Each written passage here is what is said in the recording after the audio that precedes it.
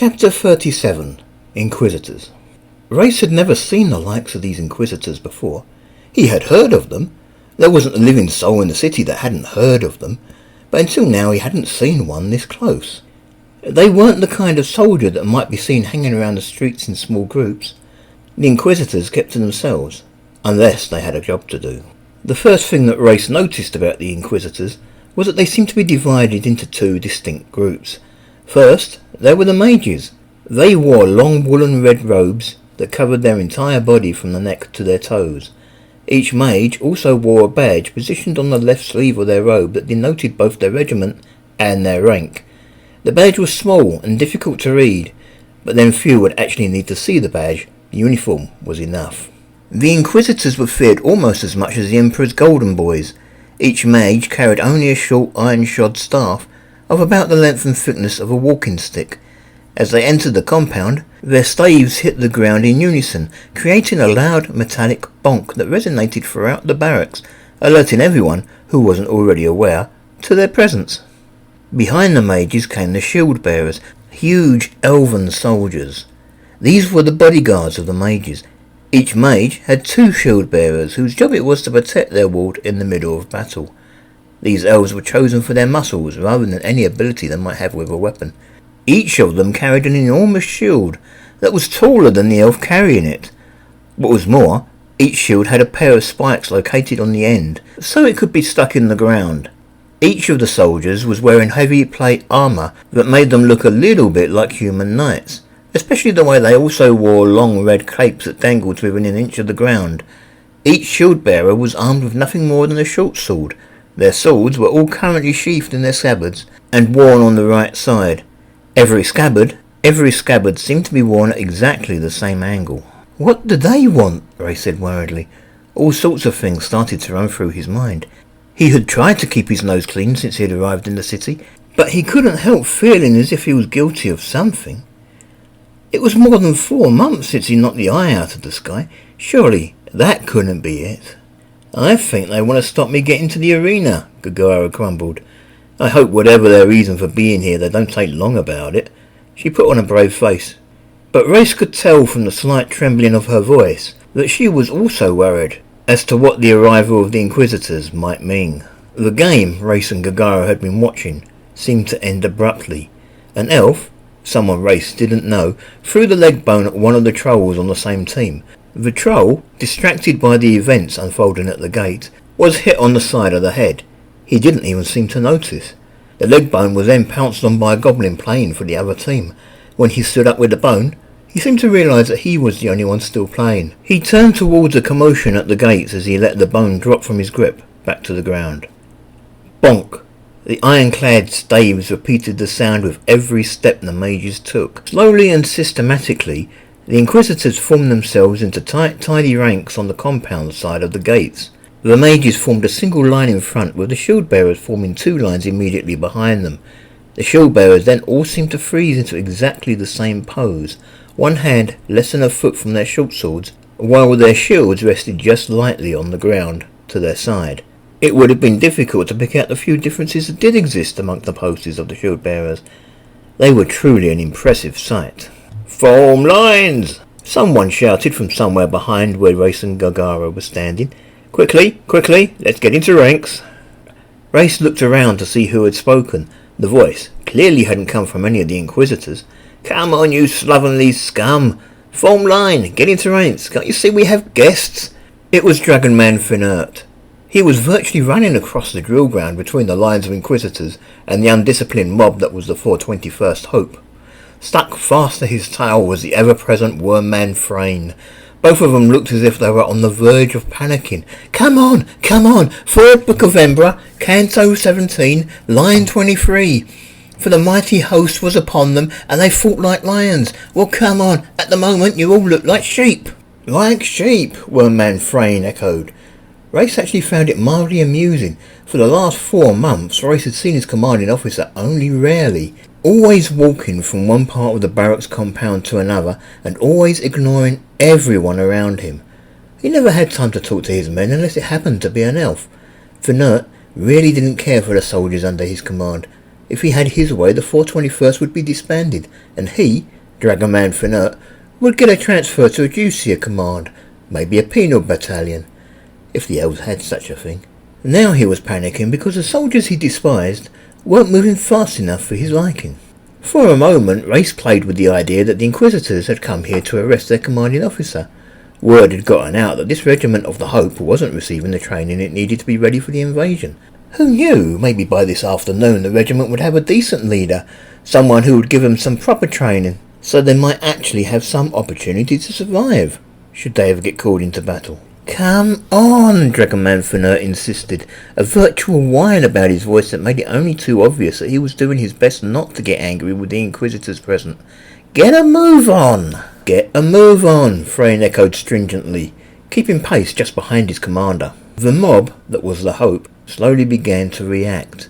There were some among the elves and goblins, and even a few of the humans, that had, at some time or other, served in the armed forces of their respective homelands. They were the first to move, arranging themselves into nice straight ranks facing the Inquisitors. Then, gradually, the rest of the regiment began to form rough lines behind them. These rear ranks were little more than uneven squiggles, made to look even worse because those in the ranks all belonged to different races, and the uniforms worn by the different races were each of a slightly different design.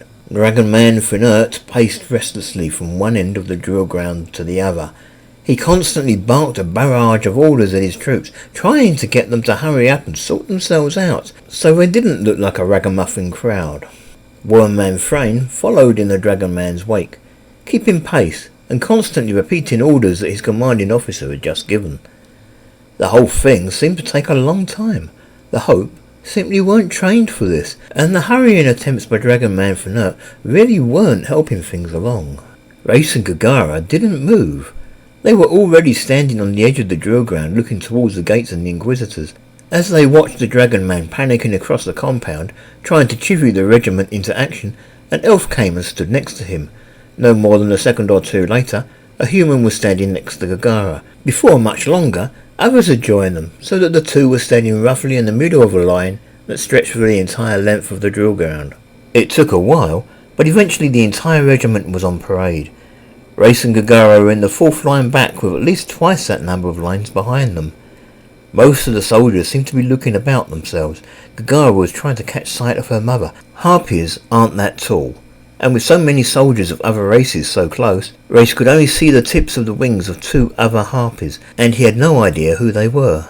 Now that the soldiers were all in ranks, Dragonman Finert turned to face his soldiers. "Stop moving! Face the front!" he ordered. "Face front!" Thrain repeated. Some of the soldiers did as they were told, especially those in the frontmost ranks. Many of the others continued to look around or even to chat with those standing next to them. Even Reyes felt the strong desire to make some comment to his girlfriend, but he resisted the urge. "I said face front, you scum!" Dragonman Finert insisted. "You scum!" Thrain repeated. Slowly the regiment obeyed.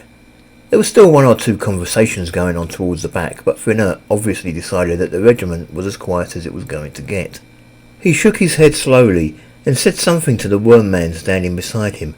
Even with his superior harpy hearing, Reyes couldn't hear what the officer said. There was still too much noise coming from the rest of the regiment. Worm-man Thrain saluted his commanding officer and then turned to face the Inquisitors, pulling himself to attention. He then saluted again and let his hand drop gently to the side. Dragonman Finert also turned to face the Inquisitors.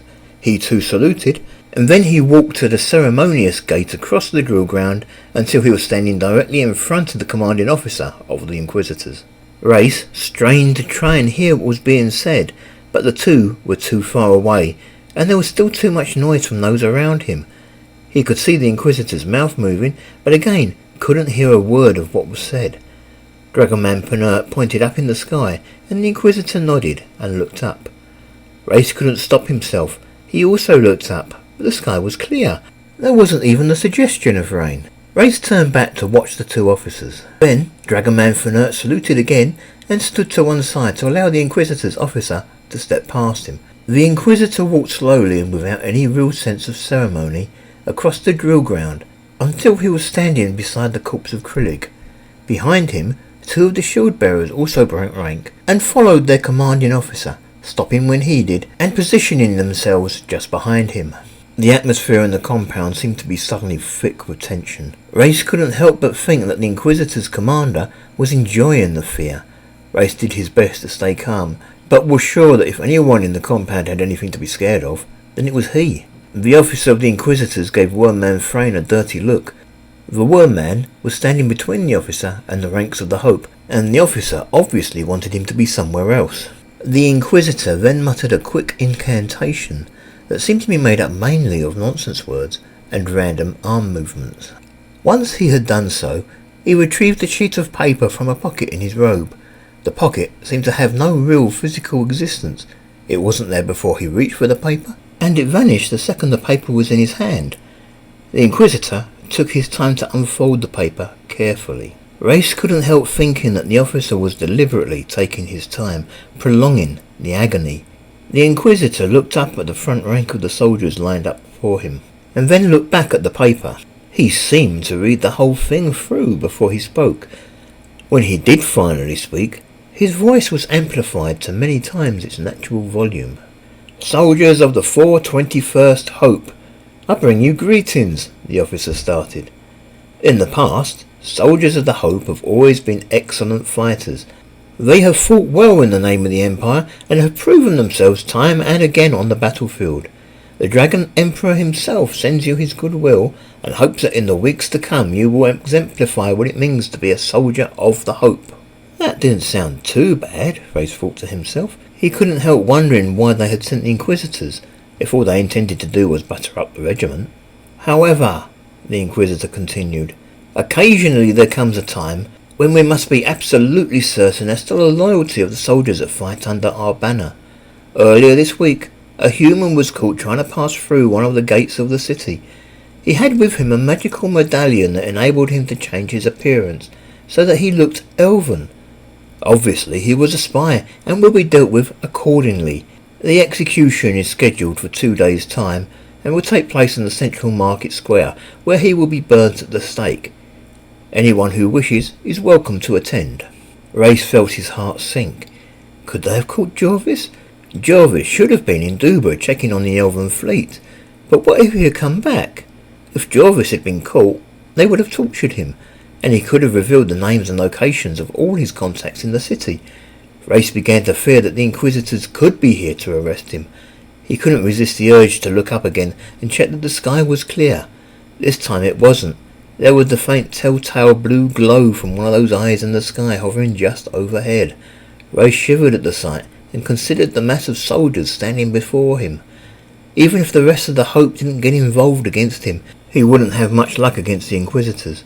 He let his hand rest gently on the hilt of his sword and waited for the officer of the Inquisitors to call him out. The Inquisitor was still talking. "We were lucky to catch him. The spy spoke fluent Elistran without even the slightest hint of a Florish accent. Also, the documents he was carrying were perfect in every detail." Reyes felt himself shiver. It could be Jorvis. The officer wasn't telling him enough to be able to say one way or the other. In a way, though, he couldn't help thinking that it had to be Jorvis.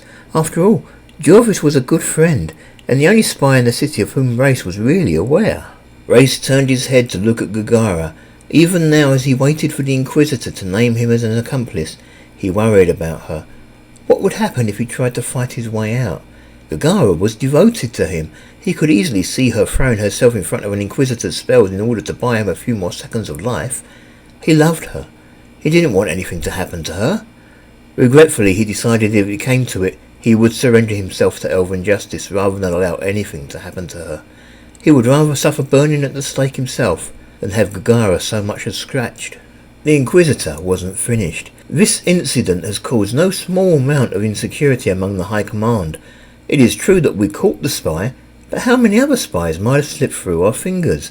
There might be a vast network of spies within the walls of the city, even now. How many Flourish agents might be hiding among the loyal soldiers of the Empire, just waiting for the right opportunity to strike a blow against the Empire, and maybe even the Emperor himself?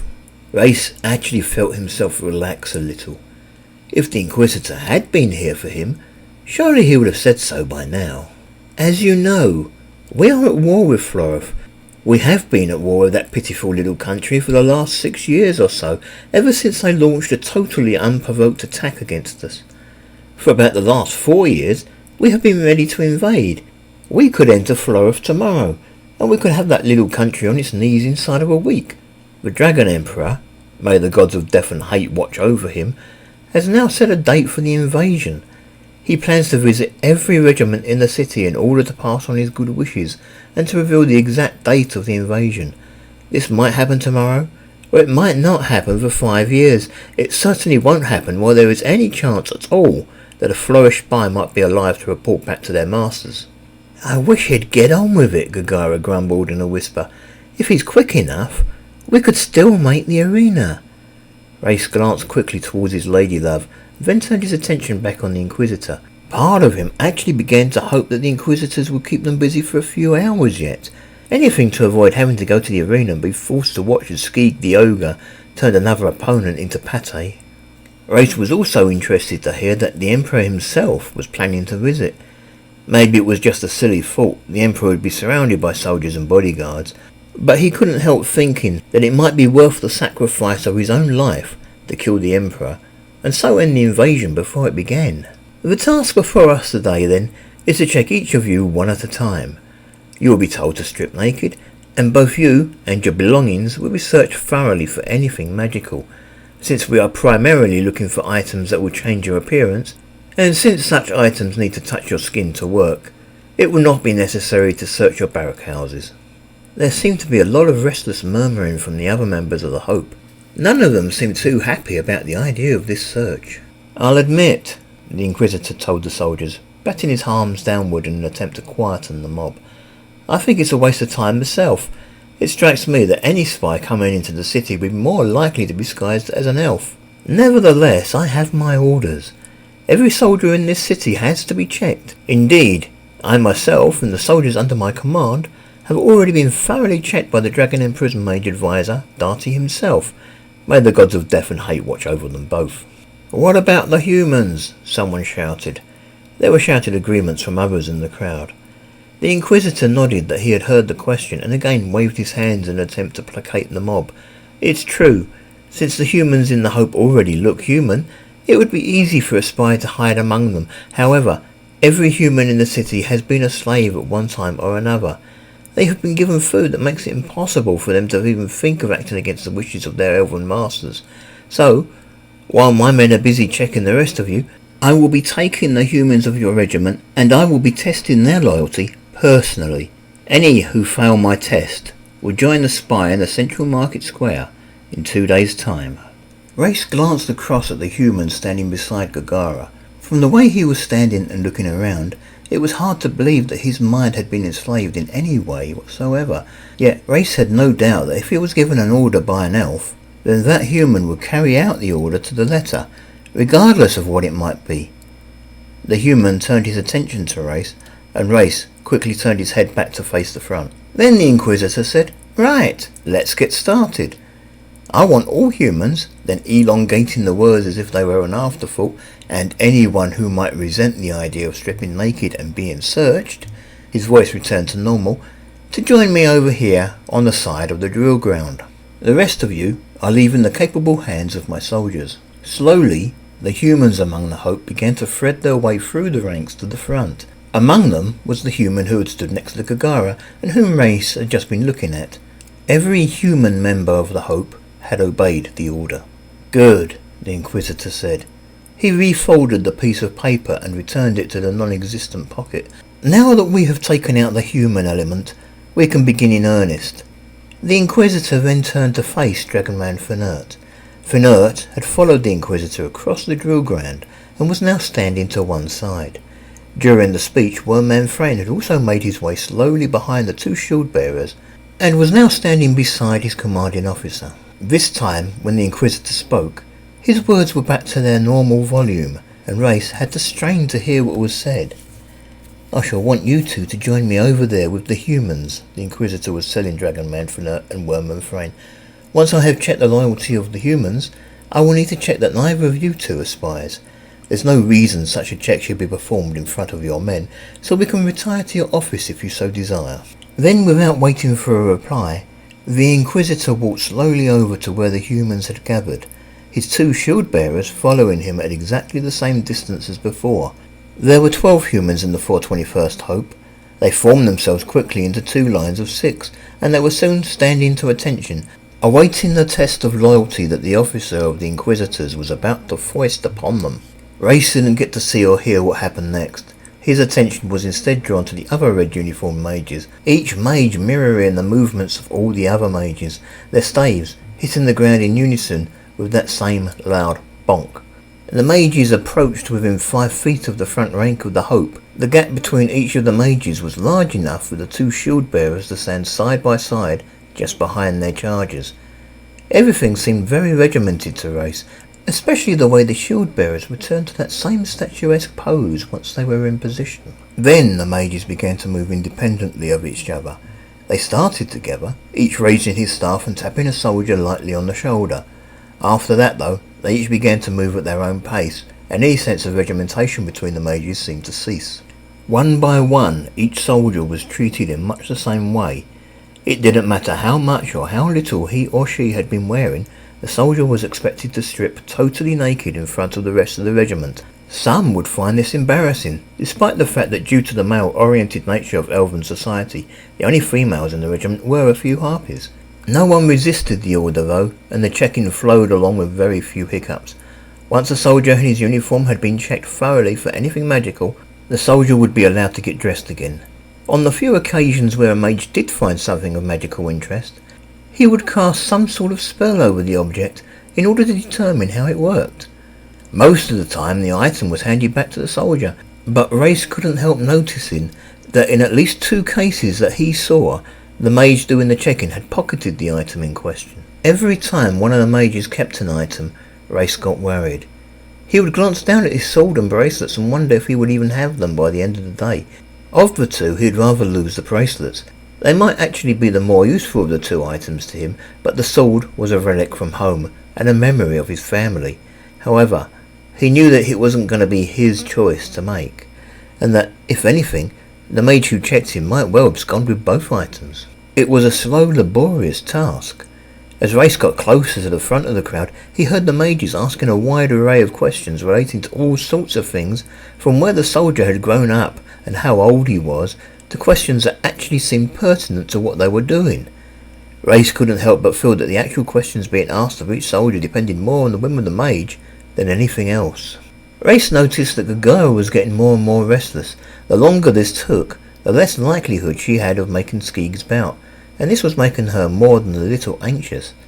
She started to step from one foot to the other as if this would somehow hurry them forward. Actually, in most cases the harpies didn't take too long to check. Most of them only wore an armband and a skirt, and they had no sense of embarrassment or shame at the idea of being naked. Indeed, if it wasn't for the Hope's requirement that they wore a skirt, most of them would probably spend the majority of their time naked, so the mages were able to process the harpies quite quickly. It was true that a few of them did wear belts with small pouches, but other than a few coins and some pretty stones, those pouches were usually quite empty. Then, it was Reyes' turn.